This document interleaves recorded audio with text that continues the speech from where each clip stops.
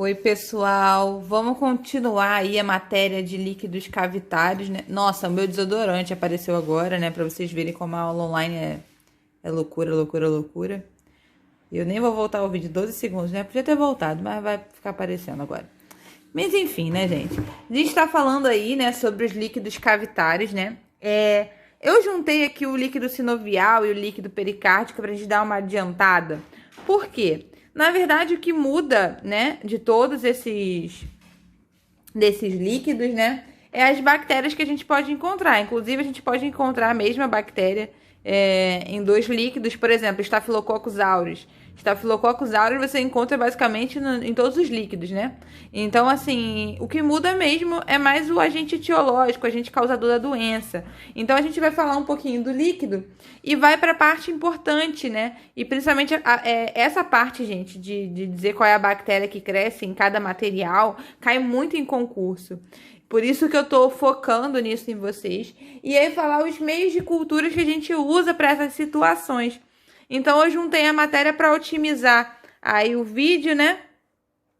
E a gente conseguir seguir aí com o final da matéria para a gente ir para outros materiais. Que acontece, turma, né? Todos esses materiais, tanto líquido pericárdico, quanto líquido sinovial, como líquido pleural, como líquido ascítico, a gente pode fazer dosagens bioquímicas. Por quê? Qual é a informação em comum que a gente tem de todos eles? Que quando a gente tem proteinúria, ou seja, o aumento de proteína nesses líquidos, a gente está ocorrendo alguma infecção por algum desses agentes que a gente está citando aqui o tempo todo. Então, esses locais geralmente são estéreis, né? Existem células inflamatórias também. Então, além da dosagem bioquímica, a gente faz uma dosagem, né? Faz uma vasculhar, né?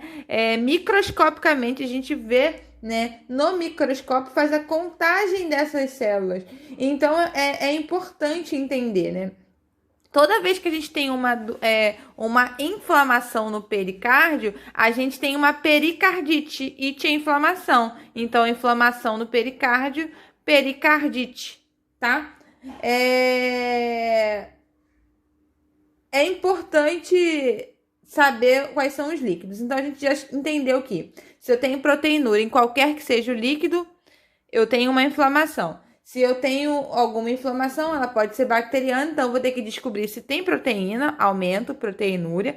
Se eu vou ter, vamos semear para descobrir qual é a bactéria. A gente tem que saber qual é a placa que vai semear essas bactérias, né?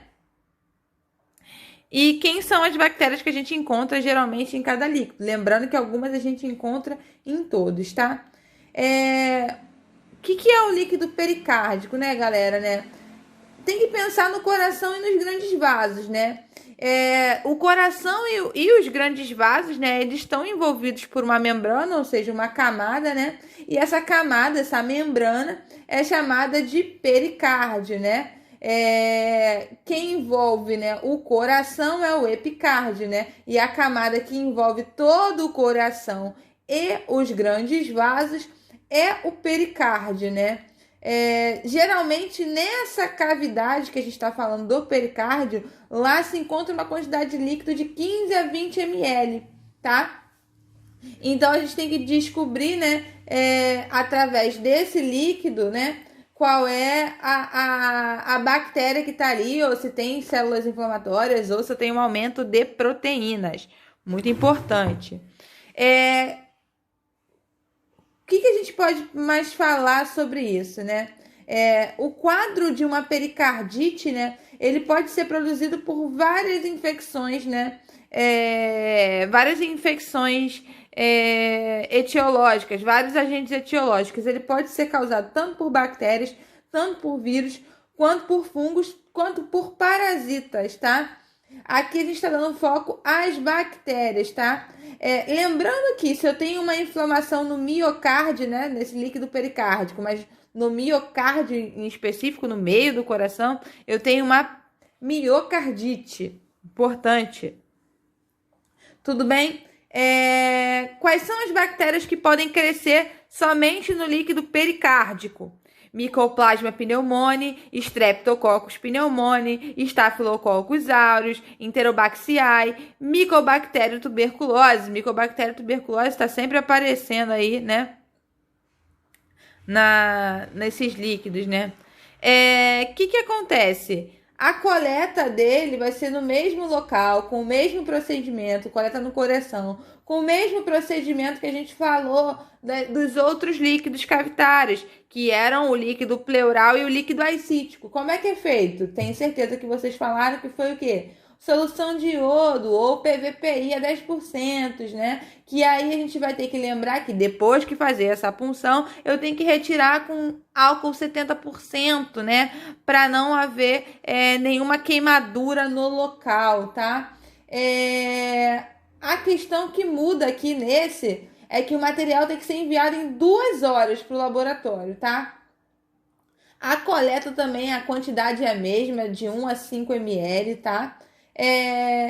Se for suspeita de micobactério, né, também vai ter que semear a amostra em frasco de hemocultura e também vai ter que esperar 12 horas. Então, são as mesmas informações que a gente tinha antes nos outros vídeos. Por isso que eu estou otimizando em um. O líquido sinovial, né? O que é o líquido sinovial? O líquido sinovial, né? Ele é um líquido que está entre as articulações.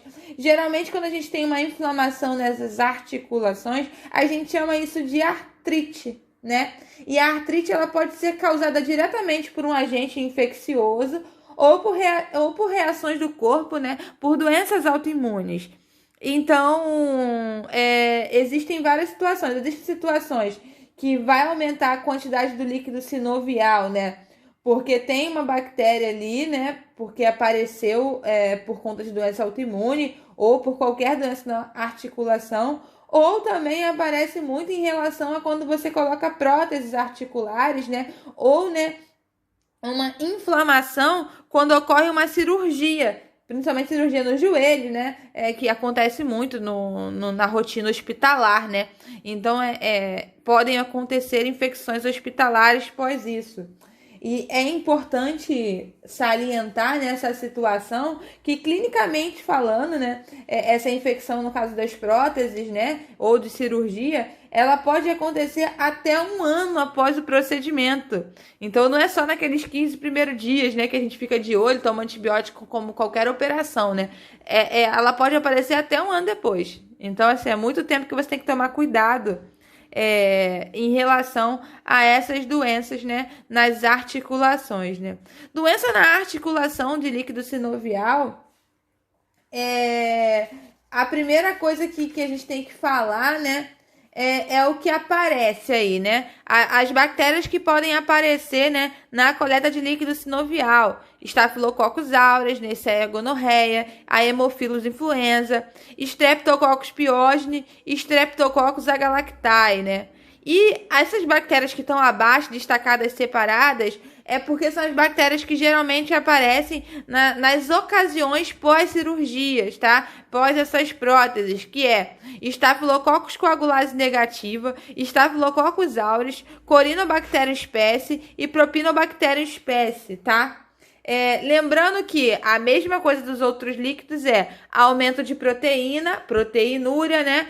Infecção. E eu tenho que ter um material estéril, sem estar misturado com anticoagulante, como EDTA, né? Ou citrato. O ideal, né? É que seja o SPS, como nos outros, né? Enfim, tomar cuidado a essa realização.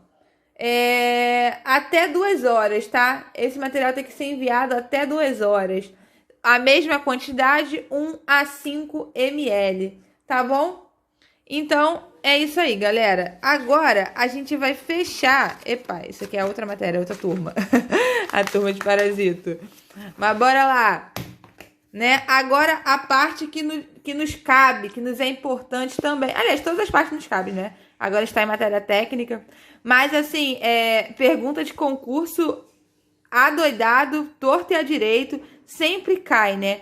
Qual é a placa, né, que você usa para semear esse líquido, né, cavitário. E lembrando, gente, que essas placas que eu tô usando agora é para todos os líquidos cavitários que a gente falou, tá? Então, essas placas servem tanto para líquido pleural, líquido ascítico, líquido peritoneal, que é o líquido ascítico, eu acabo repetindo ele, né? Líquido sinovial e o líquido pericárdico, tá? Então, essas placas, lembrando que a placa de Petri, né? Ela tem a quantidade de nutrientes para determinadas bactérias. Então, a gente vai ver esses agar aí. Então, bactérias aeróbias e anaeróbias crescem em agar-sangue, agar-chocolate e agar-mec, né? Já as anaeróbias estritas vão crescer nesse agar-brucela, que vai ser enriquecido com sangue, hemina e menadiona, tá, galera? Então, assim, essa parte aqui vocês vão usar no dia a dia de vocês, tá? Principalmente esse agar-sangue, agar-chocolate aí vai ter bastante na rotina de vocês.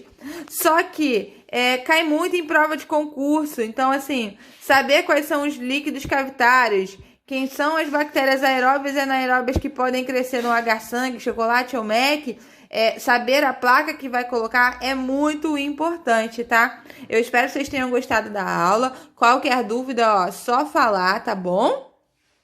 E até o próximo vídeo.